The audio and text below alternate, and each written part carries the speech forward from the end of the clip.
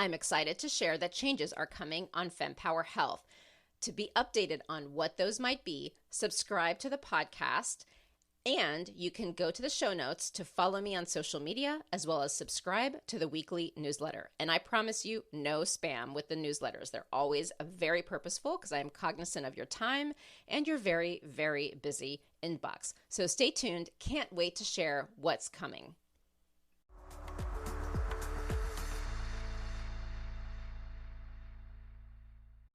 This is Fempower Health.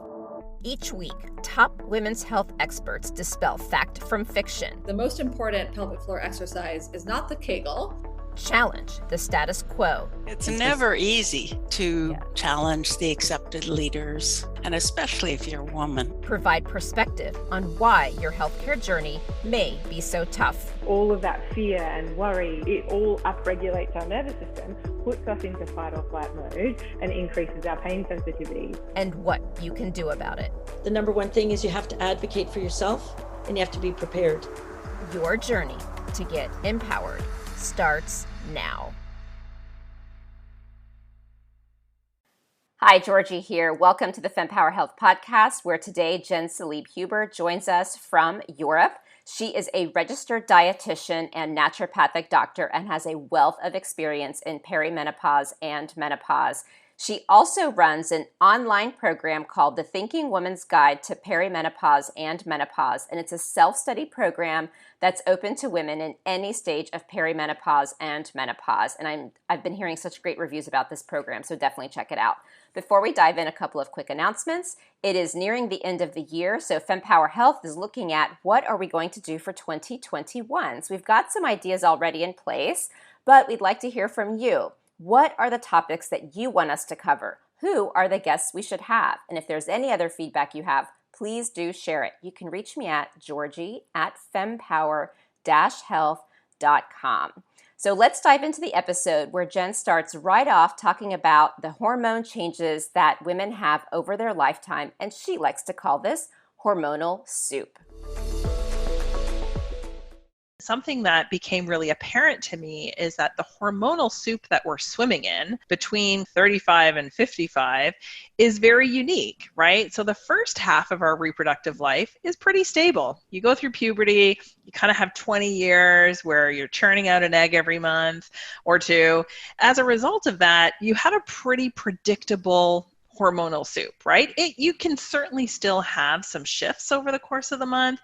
Women can experience PMS. They might have bits and pieces that might feel a little kind of ugly, but in general, it's predictable. But once you hit perimenopause, which is somewhere between 35 and 45 for most women, it becomes a totally different soup.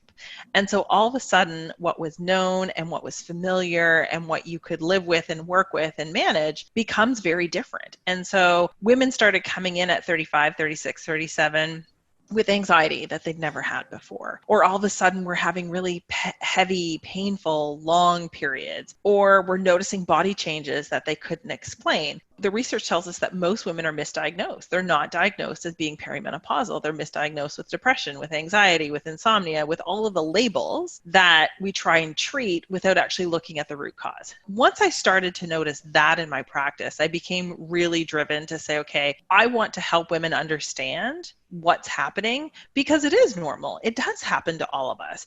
Different experiences, but I really wanted to work to support women through this natural, normal process and help them to feel empowered on the other side. So let's talk about what is perimenopause. Sure thing. So let's start with menopause because it's easier to actually start from there and work around that. So menopause is actually one day. You are considered in menopause when you have not had a period for 12 months. Everything before that is perimenopause and everything after that is postmenopause. It's not a linear path. So what I tend to see happen and what the research tells us is that there are 3 stages to perimenopause. There's very early perimenopause, which is most likely to be women, often late 30s, early 40s. They might start to experience a missed period or a shorter period, or they might start to have a night or two of night sweats or hot flashes the day before their period. Maybe they're experiencing mid-cycle sleep waking that's new to them. And maybe it's not enough that they can piece all the pieces together. So they might go years without ever connecting the dots or having the dots connected for them that this is related to their hormones. They're looking at all of the other reasons. So very early perimenopause is difficult sometimes to stage unless you're working with somebody who knows what to help you look for. Early perimenopause is probably what's been more recognized over the last few years. This is when we're regularly starting to have some period changes that you're not missing them from month to month, but they're also not the same from month to month. You might have a short one, a long one, a heavy one, a light one. It's kind of defined by that unpredictability. And then late perimenopause is when you're not having regular periods on a regular basis. So you're regularly going 2, 3, 4 months without having a period. Typically, it's the cycle patterns and the period symptoms that help us to stage people, which helps us to figure out what hormones are in play at that various stage. What role does someone like you play? And when someone comes in to work with you, tell us what happens. And then I'd like to get to what happens when you're going to more allopathic or your traditional type of doctor. I'd love to do that comparison. In general, when people go to see an integrative practitioner, someone like a naturopathic doctor who kind of looks at the whole person from a holistic perspective, the first thing that we do is to try and figure out what's going on. And sometimes that means looking for things other than hormones, right? So oftentimes women will come in and say, I know it's my hormones. Can you help me feel better? And over the course of talking to them and getting their history and learning about them, it's like, well, it actually might not be your hormones. So the first thing is to really work with somebody who can look at your symptoms through the lens of perimenopause, but also has the experience and the knowledge to look for other things that could be important too. Sometimes, people will get great advice from a friend or a neighbor or a sister, but it's not the right advice for them because maybe it wasn't the hormones. First thing that we do is we get a really good history of what's happening now, but also what your reproductive history was. So did you have PCOS? Did you have endometriosis? Did you have difficulty getting pregnant? Was there anything? Did you have irregular cycles? Was there anything in your history that can help us to maybe figure out what's going on or to figure out if this is actually perimenopause or maybe it's part of the other condition that you had? We might look at testing, we might look at hormone levels, but for the most part, perimenopause is diagnosed by symptoms, right? There isn't a single test that can tell us whether you're perimenopausal. There is for menopause. We can measure a hormone called follicle stimulating hormone, and if it's above a certain level, we can be pretty sure that your ovaries aren't working anymore.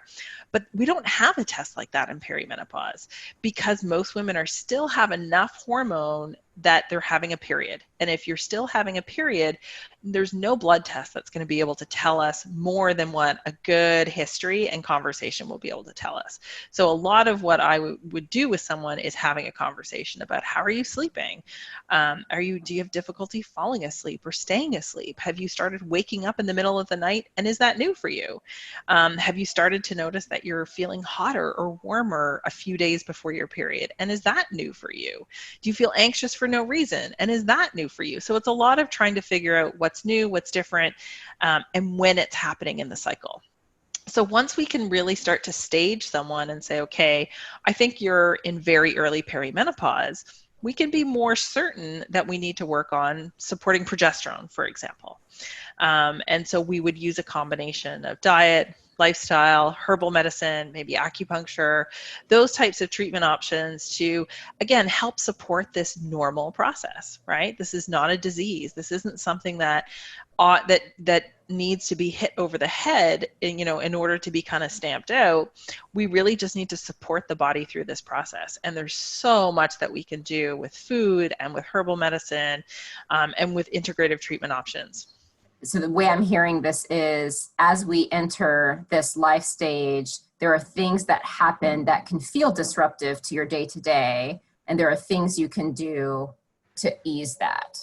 Yeah, so here's a perfect example. So because perimenopause, like I always say, is defined by inconsistency, understanding that a lot of that inconsistency has to do with fluctuating levels of estrogen, right? So because the number of eggs that we have and the number of follicles that we have shifts a little bit from month to month, our estrogen levels can actually vary pretty wildly in perimenopause. We often think about estrogen decline as being the most important piece, but it's actually not. It's the variability. And with that variability, we can have changes in sleep. We can have changes in serotonin production. So estrogen levels can help to support serotonin production. So as estrogen levels go higher, serotonin can be higher. As estrogen levels can be lower, serotonin can be lower. We can also have effects of cortisol. So cortisol being a stress hormone, that can have an impact on other hormones.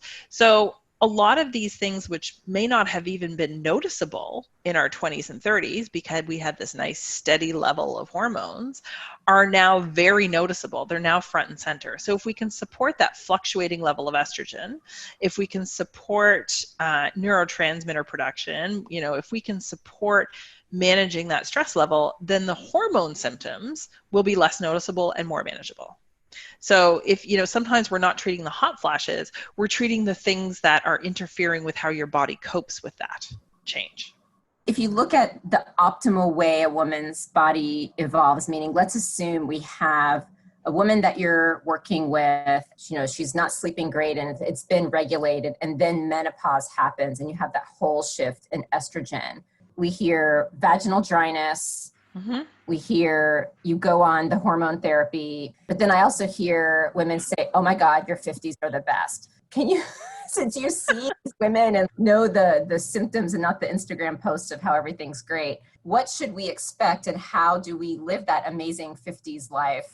That's a great question, because one of my big whys is helping women to understand that perimenopause and menopause is not a death sentence. It is not the end of the world. Life does not go downhill after this, but it could be a rocky few years. I use the analogy of you're going to get there either way, but you can choose to either take the bumpy road or the paved road. And so the paved road is where you pull in your supports. And that could be support from integrative practitioners like myself. That could be support from a pelvic floor therapist. It could be support from a psychologist. It could be support from a family doctor or gynecologist. But it's about building that team of people who can help to cushion you through those bumpy rides. When women don't get that support, when they're left to kind of just drown and kind of flail and try and make it to the other side of the lake without support, I think that's when women get to the end and they feel exhausted, right? That by the time they hit their 50s, they're like, oh my God, I have nothing left in me to give. I'm exhausted. I'm tired. I haven't slept for 10 years. I've been dealing with all this stuff. And it can take them a really long time to recover. But when women are supported, when they're taught what's happening and when they're taught how to,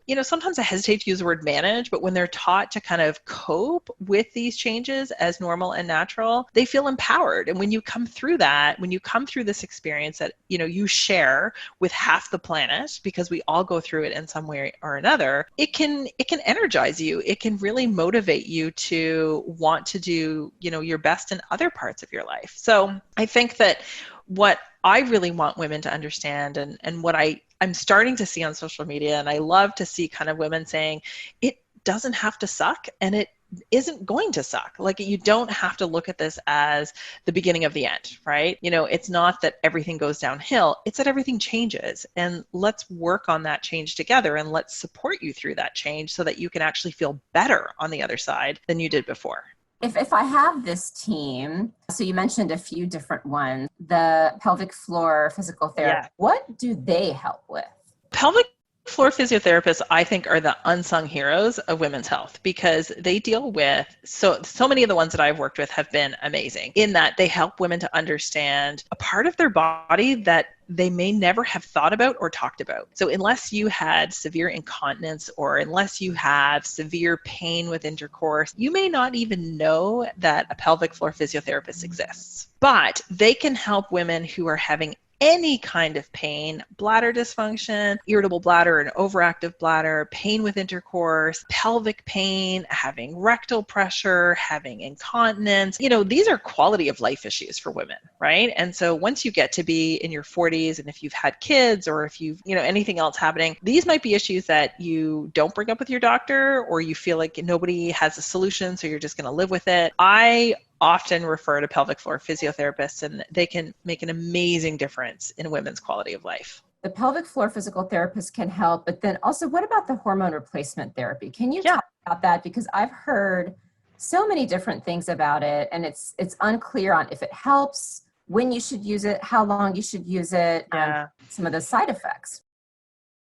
Yeah, so hormone replacement therapy has probably been one of the most debated topics in women's health, I think, really ever. I think for the most part, it has had a mixed history. So for the longest time, back when hormone replacements first started, women were put on it and they were never taken off, right? So my dad was a gynecologist, and there were women in his in his practice who were in their 80s who were still on hormone replacement therapy, because that's just how it was done. Oh, you're in menopause, you need hormones, here you're on hormones. And I was still seeing that in my practice in Nova Scotia.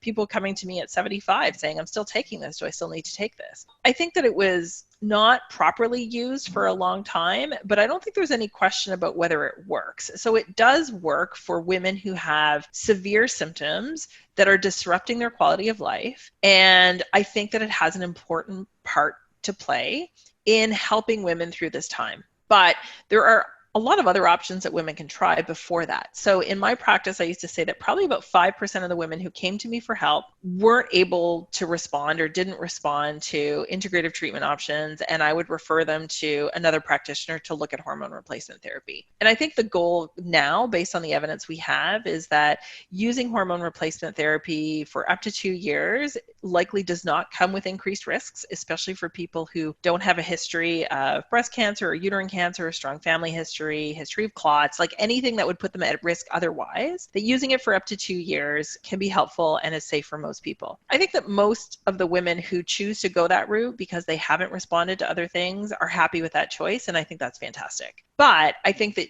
again, working with a practitioner who's knowledgeable to know, how do we manage the risks? How do we use it for the shortest amount of time possible? What is the safest preparation? There's certainly still some debate, I think, between conventional hormone replacement therapy, bioidentical hormones. I think the advantage of bioidentical hormones is that they can be customized to each person. So it's not a one-size-fits-all prescription. It's very much this is the stage you're in. And so a woman who's in very early perimenopause, who's not responding to integrative treatment options, might opt for a bioidentical prescription that has more progesterone, because that's the hormone that she needs more in that particular phase. Whereas a woman who hasn't had a period for 6 months may opt for a prescription that has a higher amount of estrogen. So it can be customized to the stage, and I think that comes with some advantages. What is the role that hormone replacement therapy does? Because if you've hit menopause and your estrogen levels, are they gone, or are they just so low that they're not having the impact that they did before you hit menopause?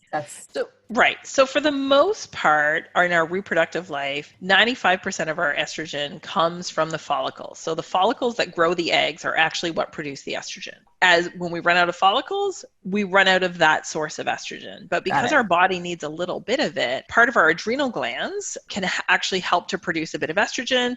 And we can also produce a bit of estrogen in our fatty tissue. Adipose tissue or fat produces a bit of estrogen, and we get a little bit of estrogen from our adrenal tissue. So we do have some because we need some. Yeah, so getting on the role of estrogen replacement therapy is primarily directed at symptom management. So prior to the big debacle kind of 10 to 15 years ago about whether or not it was safe or not, there used to be a lot of talk about its potential benefits, that, it can reduce the risk of heart disease, it can reduce the risk of, osteoporosis. Those benefits are no longer really the main reason that women are choosing it, because the studies really aren't showing that there is significant benefit, or if there is, it's likely not balanced out by the risks. When we're looking at the role of estrogen, yes, it plays a role in heart health. Yes, it plays a role in bone health. Yes, it plays a role in cognitive health. But whether or not hormone replacement therapy benefits those outcomes hasn't really been shown yet.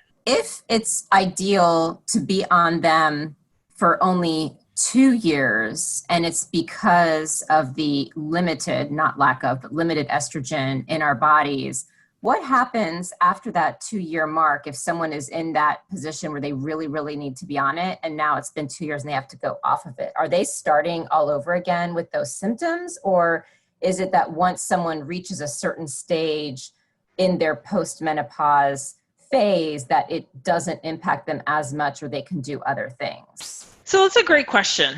I think that a lot of it comes down to genetics. So some people are genetically wired to have symptoms for a longer period of time. So one of the ways that we can predict what our own experience is to look at our mother's experience and to talk to other women in our life who've gone through it. In general, if your mother had a terrible symptomatic long menopause, chances are you might as well. But genetics aren't everything. So what we do before, during, and after influences our experience. And so that's kind of the crux of where I think I come in. So when I'm working with women, I say, okay, we need to introduce good sources of phytoestrogens and fiber into your diet to support your estrogen levels through the next 10 or 15 years. If we can establish that, and we can establish healthy ways of dealing with stress and support healthy sleep and incorporate joyful movement into your life on a regular basis, your experience of menopause is going to be very different than someone who's not doing those things. If you suffered for 5 years, went on hormone replacement therapy for 2 years, and didn't really do all of those other things, then chances are when you come off of that, you may have some return of symptoms. And depending on your genetics and your circumstances, it still may be kind of crappy, but eventually it does die down, right? Women usually aren't having hot flashes in their 70s. The symptoms will naturally die down on their own. They always do. It's kind of that, you're going to get to Rome one way or the other, but how you get there is up to you. And so that's kind of where working with a practitioner like myself or someone else who's well-versed in not just the hormone piece, not just estrogen, not just progesterone, is looking at the big picture and how can we support the whole experience makes the difference on the other end. This is not one of those where you can go off of it and back on it. It's like 2 years and you're done, or can you be off of it? And if you're really struggling like badly, you can go back on it after X number of months or years. The 2 years isn't a hard and fast rule. So we always have to interpret it in terms of potential risks and benefits for the individual. Many women can make the argument, rightly so, that if they're not sleeping, if, all of these other things that could impact their health long term, that maybe it's better to extend that hormone replacement for another 6 months. When we're looking at the research, it's that taking it for up to 2 years does not seem to increase the risk of breast cancer in particular, which was the big bad outcome that came out of that big study years ago saying that all women should try not to take hormone replacement therapy. So, we had this big drop in hormone replacement therapy that no one wanted to use it. More research was done, said we could, using it for a couple of years is safe, using it for 10 or 15 probably isn't. And so we want to use it for the least amount of time possible is kind of the take home. Fempower Health is pleased to partner with the upcoming Femtech and Consumer Innovation Summit. The summit is the latest deep dive event, part of the Women's Health Innovation Series, looking to tackle this growing sector of women's health, having had continental success in driving innovation, investment, research, and partnerships in traditional women's healthcare by bringing together critical stakeholders. Join us in New York on June 7th and 8th as we channel this success into the consumer sector of women's health. Visit www.femtechconsumerinnovation.com to view the superstar speaker lineup and enter code FEMPOWER15 for 15% off your ticket. Hope to see you there. When you were talking about where estrogen comes from once we've, hit menopause, and you were talking about the fatty tissue, here's a question. Is this why our bodies, because I've heard as you get older, it's harder to keep the weight off. Is this why our bodies are designed as we get older to make it harder to stay at a lower weight because we need the fat to help with the estrogen levels? And that's a theory that I subscribe to. It's kind of one of those things that's very difficult to study, right? It's very difficult to say, yes, this is why. But if we're looking at how our body functions and why it does things, and it's not random, we know that in puberty, girls increase their body fat from kind of 5 to 7% to upwards of 20% in order to be able to menstruate. That probably has something to do with the fatty tissue. And we know that 80% of women in perimenopause put on anywhere from 10, 15 to 20 pounds without without changing anything about how they eat or how they move their bodies. Some of that can likely be explained that there's a natural slowdown in metabolism that happens to everybody, men or women, but it makes sense to me, and it makes sense to other people who work in the field of intuitive eating and health at every size, that this is a big reason why women tend to notice changes in their shape and size and distribution even of fat in their body, even if the scale isn't changing, how their body carries that or where they're finding that on their body changes in their 40s and 50s. And it very well could have something to do with the fact that that little bit of extra fatty tissue produces a little bit of estrogen. And there's even been studies which have looked at women, for example, who are in the lowest range of BMI, which I hate, and I hate referencing, but so much of the studies have been done using BMI that we still have to talk about it a bit, that women who had lower BMIs actually benefited the most from having that little bit of extra fatty tissue put on in menopause. So it does seem to carry a protective role, and hopefully there'll be more research to confirm that. But I use that as a normalizing experience. Like when women come to me, and the biggest concern that women have often isn't hot flashes and night sweats and anxiety. It's the fact that their body is changing. And for women who have been immersed in diet culture for 20 years, it feels like, adding insult to injury, that I've spent 20 years trying to maintain my body and to do this and that. And all of a sudden here I am, I'm 40 and I've put on 20 pounds and I don't know why, and my body's changing. Explaining to them that it's nothing that you did. It's, this isn't your fault. This isn't something that you can even maybe necessarily change. And that 80% of the women around you, are going through the same thing. And this is what women talk about all the time, right? It's almost a joke that, you turn 40 and you put on 10 pounds overnight. Well, there's a reason, and that it's probably because our body is trying to prepare for this next phase. So normalizing the experience isn't always easy to like it, but normalizing it helps to take away so much of the blame and shame that women feel in their 40s. How do you know where they're at and what you can do? Like, for example, and I don't even want to call it diagnostic testing, because diagnostic testing means you're diagnosing someone with a problem. And in this case, not diagnosing with a problem. So I almost want to call it investigative testing. So yes, I like that better too. When we're talking about perimenopause, measuring estrogen, progesterone, FSH, LH aren't likely to have diagnostic value. They can, so for example, FSH is a perfect example. It can fluctuate from 1 month to the next. So when you're in perimenopause, you can have 1 month where your FSH would suggest that you're still fertile myrtle, and you can have a baby tomorrow. And then the next month you're knocking on menopause's door. So it's very difficult to use that diagnostically. And, similar with LH, it doesn't have as much prognostic value as it does when you're trying to have a baby, right? When you're trying to predict ovulation, LH is the be all and end all, right? So, and measuring estrogen and progesterone also fluctuates. And so if women are having regular periods, chances are estrogen and progesterone are going to fall within normal ranges. And some of the testing that's out there, especially saliva testing for estrogen and progesterone, hasn't been shown to be particularly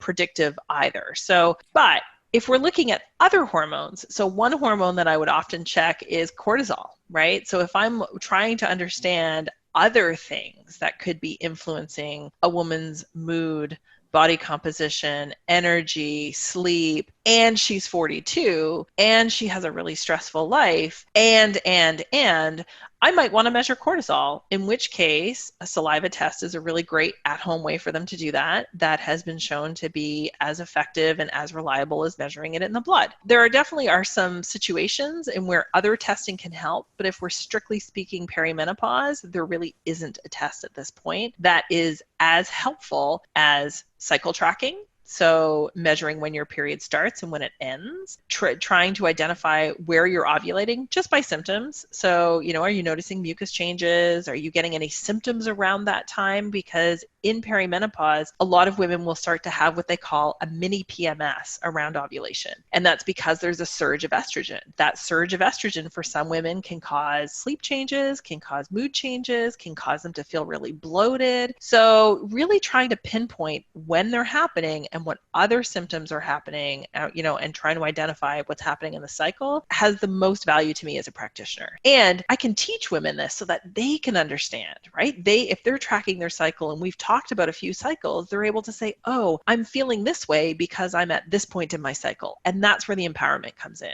Instead of waking up, why am I bloated? Why do I have a headache? Why am I feeling so tired, right? And not having any idea. That's the part that I love about this too, is that it's something that women can do on their own once they understand what's happening. Oh, and I want to say something about melatonin because I love melatonin. Please. But it is misused so often. Understanding how melatonin works and when to take it can be a game changer. So you should always definitely check with whoever prescribed it. I often see people taking too much and too late. If you're taking melatonin just before bed, and if bedtime is after 9 o'clock, you're taking it too late. And if you're taking more than 3 milligrams and it's not working, you're probably taking too much. Optimally, people should start with 0.5 to 1 milligram between 8 and 9 o'clock, because that is when our melatonin levels are starting to rise naturally. So what we're trying to do with melatonin supplementation is we're trying to piggyback on what your body's already doing. So we're trying to get the wave to crest just a little higher. And if you're having difficulty falling asleep, melatonin used that way can be a game changer for people. But if you are taking it at 10 or 11 o'clock and you're taking 5 milligrams, chances are you're not going to get a great night's sleep and you're going to wake up feeling really groggy in the morning. Definitely talk to people who might have a lot of experience with melatonin and not just, kind of taking what's on the side of the bottle. Because you could buy 5, 10, 20 milligram tablets, and that's just way too much. So what I usually tell people is that if you have to take more than 3 milligrams and it's not working, chances are it's not the right option for you. I remember going to Whole Foods and I'm looking at the aisle and I'm like, 1 milligram, 3 milligrams with chamomile, with lavender. Yeah. And also, melatonin for women in perimenopause is brilliant and is a game changer, and it's often my go-to. But for women who are in late perimenopause or in menopause, it can actually worsen their estrogen symptoms because melatonin actually can block estrogen receptor activity. So there are some studies that are looking at it for use as kind of a natural tamoxifen to see, because it might be associated with reduced risk of breast cancer. But I definitely have seen it essentially kind of cause hot flashes in women who aren't having a regular period. And that's not going to help you sleep. So another reason to kind of consult with someone who's knowledgeable, especially about perimenopausal and menopausal sleep. So you've been talking about seeking an expert. The typical path that we women go on is, if we are good about going to see our OBGYN, we go to our OBGYN. Some believe in naturopaths. And I just want to acknowledge on this podcast, it has never been my intention to talk so much about naturopaths. But given the limited data on women's health, and even one of the reproductive endocrinologists who does get trained as an OBGYN and then specializes, did acknowledge what OBGYNs are trained on, which was shocking to me. So this is a doctor who went through the training who's like, we're trained on birth control, a couple of surgeries, and doing pap smears, and that's it. I think that the integrative approach is what needs to be sought. Like I said, my dad was an OBGYN. I have great respect for that field. I had 2 C-sections and I'm super grateful for the OBGYNs and the care that I had. But I think that where naturopathic medicine especially shines is in this integrative whole woman experience of menopause. I think that our training and our philosophy and the tools that we have in our tool bag support this natural transition. We're not looking at treating disease in the same way that maybe kind of conventional medicine would typically look at this. You want to have that person on board if you do run into issues, because there are times when there are symptoms that do need to be managed medically. That is absolutely a reality of working with women in menopause. If a woman has extremely severe heavy bleeding, that needs to be managed medically. There might need to be a drug option, there might need to be an IUD put in, there might need to be an ablation offered. So I think that having the people on your team that you trust, that you can have open and honest conversations with about what's happening, and not just saying, oh yeah, it's uncomfortable, but I can live with it, right? I think that you need to be able to describe in detail. I'm soaking through a pad every 45 minutes and I have to set 2 alarms through the night so that I don't soak through my bed. You need to be able to have conversations like that with your healthcare practitioners and feel totally comfortable saying that. Whereas oftentimes when I talk to women and I say, how many pads an hour? How many tampons? Can you leave the house? Do you have to set an alarm? They'll say, no one's ever asked me that before, but yes, I have to set an alarm at 2 and at 4. Otherwise I wake up to a bed soaked in blood. Okay, we need to do something about that. That's priority number 1, because they can become anemic, right? And that makes them tired, and that makes them feel like they have brain fog, and then it affects their mood and. So, having the people on your team that you trust, but who are also knowledgeable, is absolutely key to having a better menopause.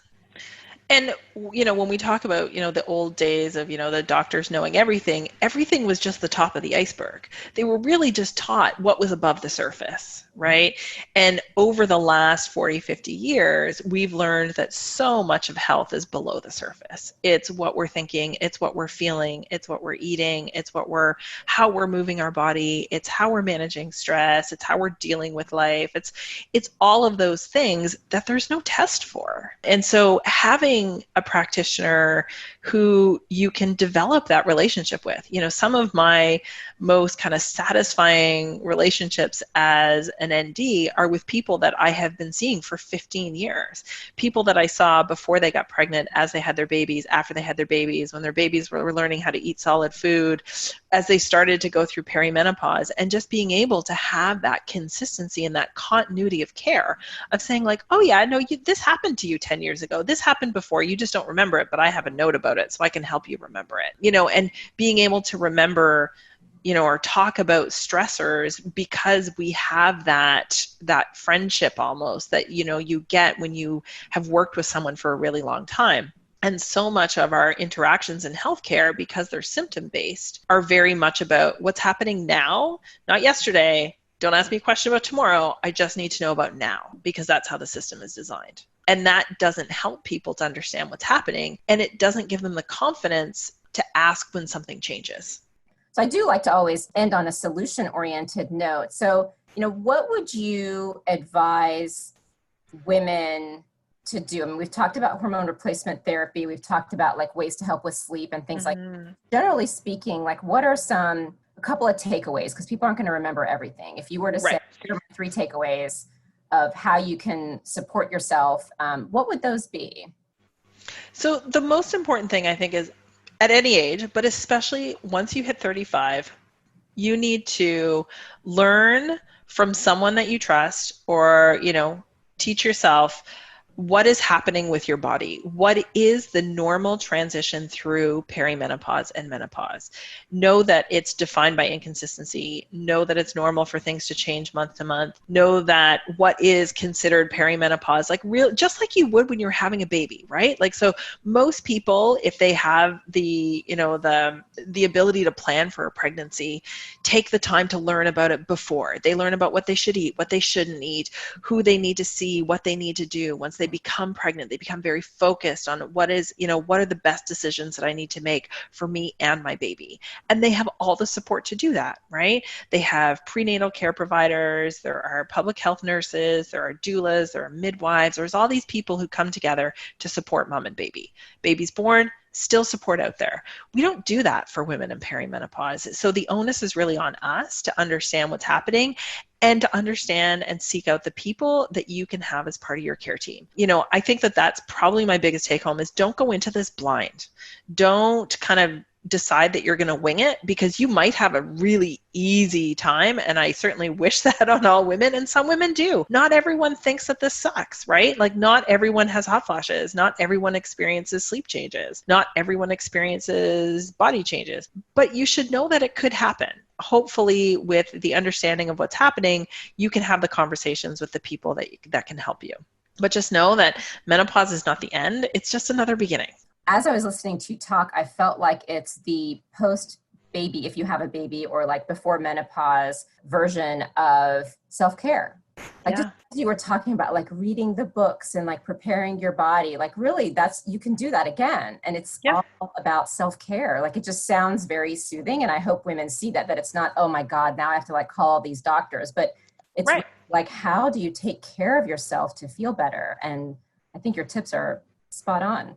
And I appreciate that you've taken your new living situation as an expat and turned it into, a different way to still support women, because having an appointment to go to and knowing that when you go to that appointment, it's a bunch of women who are going through what you're going through, maybe not experiencing it in the exact same way, but a vulnerable group. Yeah. Just such a powerful thing. So I think it's a brilliant transition you made and something that's hugely needed. And I can only imagine the friends through the group. That's awesome. It's a really, so far it's been a great experience for everyone, including me, because it's a way for me to connect, since I can't do the one-on-one face-to-face care that I had done for 16 years. And I miss my practice and my patients. It's a really great way for me to still connect with people and help them. So I like to always end on, outside of the solution, what is your greatest hope for women's health?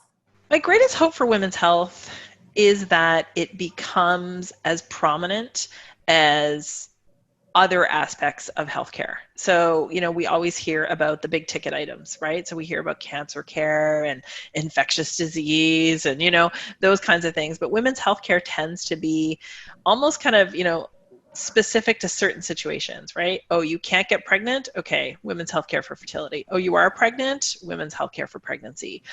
But we're not really looking at women's healthcare through the reproductive life cycle, right? We're not looking at how do we support healthy and normal over a lifetime instead of just in these pockets of life. So I would really like to see it become, to have its definition broadened, and so that women can be really supported and taught to support themselves. Thank you for tuning in to this discussion on the Fempower Health Podcast. You can refer to the show notes for links to information that is referred to in this episode. And if you like this episode and found it timely and valuable, please take a moment to tell a friend or a colleague about Fempower Health. And right after this episode is over, please think of one person who might find this episode helpful and tell them about it. And if your friend is new to podcasting, please show them how to subscribe to our show. And another way to support Fempower Health Podcast is to leave a review where you listen to podcasts. And as a reminder, the information shared by Fempower Health is not medical advice, but for information purposes to enable you to have more effective conversations with your doctor. Always talk to your doctor before making health-related decisions. Additionally, the views expressed by the Fempower Health Podcast guests are their own, and their appearance on the program does not imply an endorsement of them or any entity they represent. See you next week.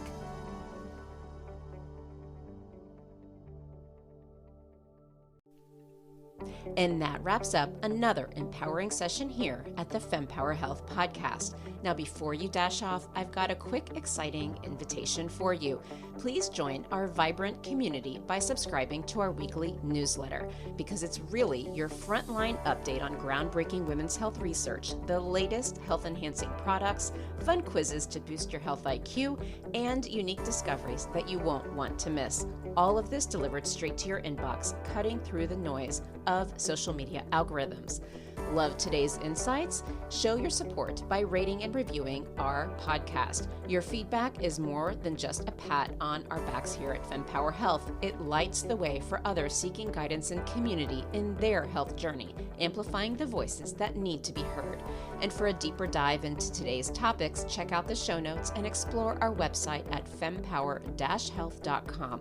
Our site is a treasure trove of knowledge, neatly categorized by topics of interest and life stages, ensuring you find exactly what you need to empower your health journey. And your voice matters to us deeply. Whether you have a question, a story to share, or feedback on our episodes, reach out directly at info@fempower.health. fempower-health.com, drop us a message on social media, or hit reply on any newsletter. Your insights inspire our conversations.